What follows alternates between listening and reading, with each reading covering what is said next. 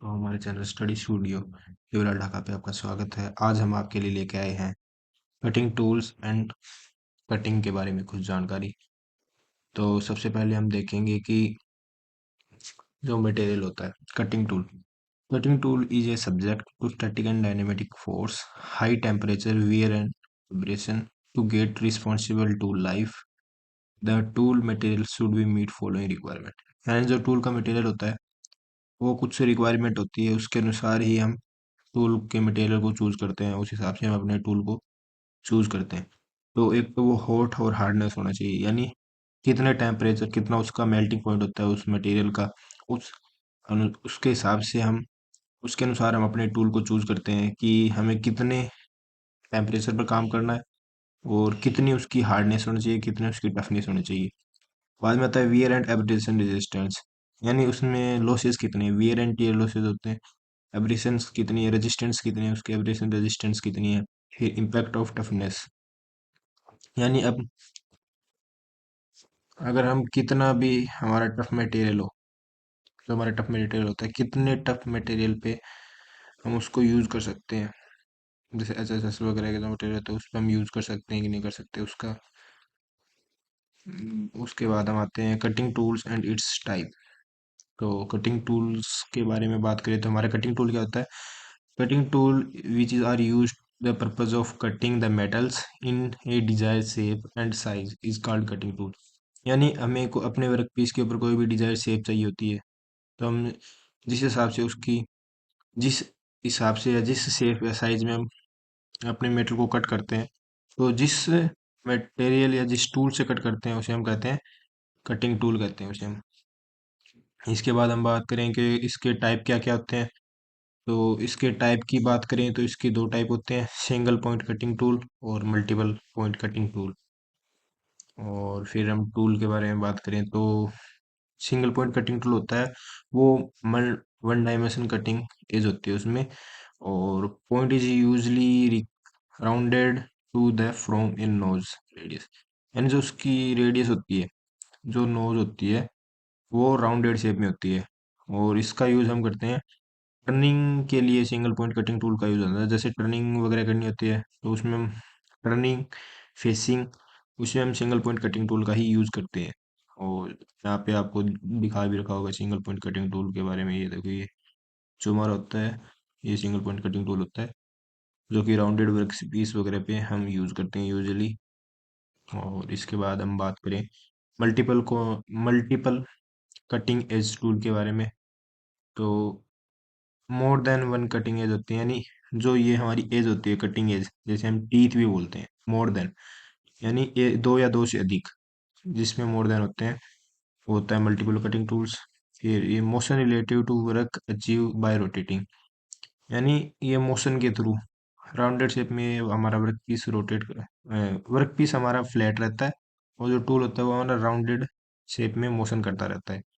और इसका यूज हम ड्रिलिंग, मिलिंग, और जो भी rotating multiple cutting edge tool है उसका यूज होता है हमारा मिलिंग में। बेसिकली हम मिलिंग में ही इसी का यूज देखते हैं ज़्यादातर। और इसमें हमारे पास मोशन होते हैं, दो मोशन होते हैं, एक होता है हमारा फीड मोशन, एक होता है हमारा रोटेशनल मोशन। जो रोटेशनल मोशन होता है वो हमारा टूल के ऊपर लगाया जाता है, और जो फीड का मोशन होता है वो हम वर्क पीस को देते हैं मल्टीपल कटिंग टूल में। फिर हम इसके various type of single point cutting tools and there uses. तो सबसे पहले टूल फॉर लेथ मशीन, यानी लेथ मशीन के लिए जो टूल होता है उसके क्या क्या यूजेस होते हैं। उसका यूज हम टर्निंग के लिए करते हैं, फेसिंग के लिए करते हैं, चेम्फरिंग के लिए करते हैं, एक्सटर्नल थ्रेडिंग करनी होती है हमें तो उसके लिए हम ले टूल का यूज करते हैं। फिर बोरिंग वगैरह, इंटरनल थ्रेडिंग के लिए भी हमारा यही टूल यूज होता है।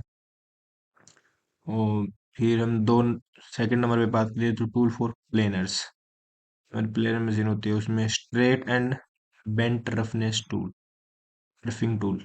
फिर हमारा set back, round nose and close neck tools के लिए भी। फिर tool for shaper machine, shaper machine के लिए हम round nose roughing tool, down cutting tool, square nose finishing tool, side raising tool, parting off tool, wash neck tool. अब geometry of single point cutting tool की बात करें तो इसमें हमारे टोटल कितने पार्ट है? सैंक 3 6 7, टोटल 7 पार्ट आपको यहाँ पे दिखाए गए हैं। तो इसमें हमारा जो ये वाला पार्ट होता है, ये होता है हमारा एंड कटिंग एज। और जो यहाँ से लेके यहाँ तक होता है वो हमारा फेस होता है। ये हमारा फ्लैंक होता है, इतना जो एल शेप में आगे बना हुआ है वो फ्लैंक है। और नीचे की साइड जो बना हुआ है वो हील है। और ये हमारी नोज है जो यहाँ से राउंडेड शेप में रोटेट हो रही है। और ये हमारी साइडिंग एज है, कटिंग एज है, हमारी साइड कटिंग एज है। ये हमारा सैंक है। बाकी हम आगे देखते हैं single point cutting tools, numericals. तो एंगल्स के बारे में बात करें तो the various angles of the single point cutting tools have great importance. Each angle has its round functions and specifics. यानी इसमें जो हमारे ये एंगल बने हुए हैं इनकी बहुत इंपॉर्टेंट होती है। ये कितने एंगल पे हमारे टूल को हमने बनाया है? 59 डिग्री के आसपास होता है शायद। फिर इसमें हमारे एंगल्स होते हैं, कौन कौन से एंगल होते हैं? सबसे पहले हमारा आता है रैक एंगल। रैक एंगल हमारा जो ये वाली जो तिखी आगे चोंच से निकली हुई है, ये हमारा रैक एंगल होता है। और ये वाला होता है, ये हमारा क्लियरेस्ट एंगल होता है। यानी यहाँ से मटेरियल बाहर निकलता है, जो मटेरियल हमारा वर्कपीस से रिमूव होता है। कुछ पार्ट यहाँ से निकलेगा, जो चिप्स वगैरह वो यहाँ से निकलेंगे। फिर रैक एंगल हमारा हो गया। फिर टूल सिग्नेचर्स की बात करें तो the shape of the tool is specified in A special sequence and the special sequence is called the tool signature. यानी किसी भी टूल की जो शेप होती है उसको स्पेसिफाइड स्पेशल सीक्वेंस में होती है, और जो स्पेशल सीक्वेंस होती है उसी को हम टूल सिग्नेचर कहते हैं। तो टूल सिग्नेचर के हमारे नीचे दिए गए हैं, देखते हैं। Back rack angle, side rack angle. जो एंगल्स बताए थे मैंने आपको वही टूल सिग्नेचर की तरह यूज होते हैं, उन्हें ही टूल सिग्नेचर कहते हैं। फिर and relief angle, side relief angle, इन्हें क्लियरेंस एंगल भी बोल देते हैं। एंड यानी ये मैंने आपको बताया था कि दोनों साइड से होता है। एक साइड हमारे चिप्स निकलते हैं, एक तरफ हमारा बड़ा मटेरियल, जैसे बड़ी बड़ी चिप्स निकलते हैं तो वो दूसरी साइड से एंड रिलीफ एंगल से निकलते हैं। फिर एंड कटिंग एज और side cutting edge angle, nose radius जो आगे की बताई थी मैंने आपको। फिर टूल सिग्नेचर्स हमारे हो गए थे, ये थ्योरी है। तो इसमें क्या है कि the numerical code has described all the keys angle as an given tool cutting tool. यानी न्यूमेरिकल कुछ कोड्स होते हैं जो कि हमारी टूल सिग्नेचर को डिफाइन करते हैं, उनके एंगल वगैरह को डिफाइन करते हैं, उनके लिए की बनाई गई है। ये टूल सिग्नेचर में भी यूज्ड फॉर एचएसएस और कार्बिड इंसर्ट्स। यानी एक टूल सिग्नेचर का हम यूज करते हैं हाई एचएसएस के लिए भी और कार्बिड्स इंसर्ट के लिए भी। फिर convenient way the specific tool angle by use of the standardise abbreviated systems is known as a tool signature और टूल न्यूमेरिकलेटर। यानी टूल सिग्नेचर है वो स्टैंडर्डाइज है।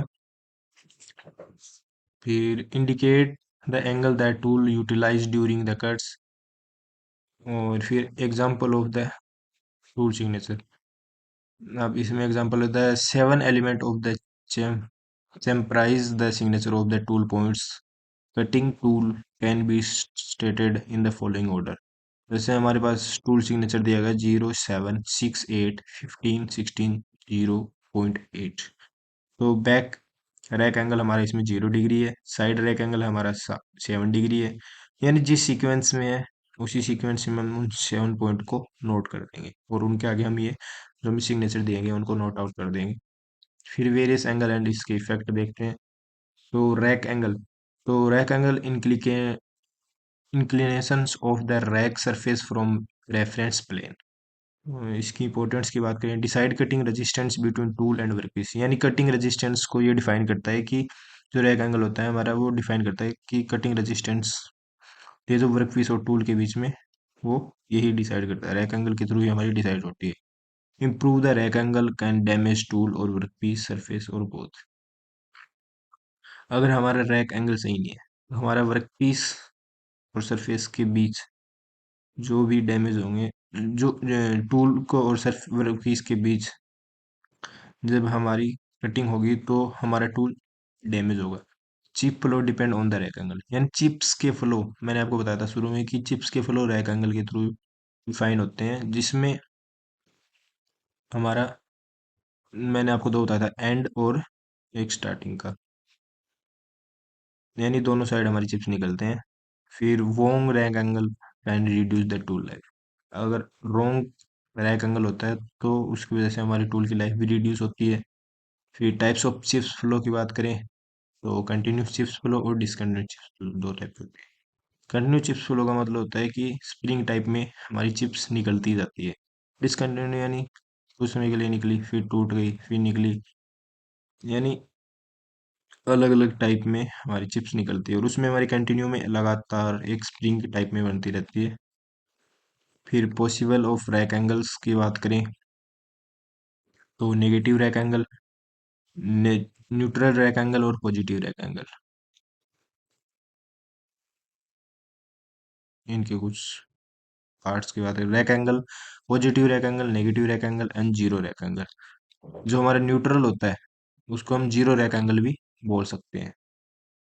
तो पॉजिटिव रैक एंगल की बात करें तो रिड्यूस द कटिंग फोर्स, यानी कटिंग फोर्स को रिड्यूस करता है। लो कटिंग टेम्परेचर, ये हमारा लो कटिंग टेम्परेचर पर ही काम करता है, यानी इसके लिए जो कटिंग टेम्परेचर है वो लो होना रहना चाहिए।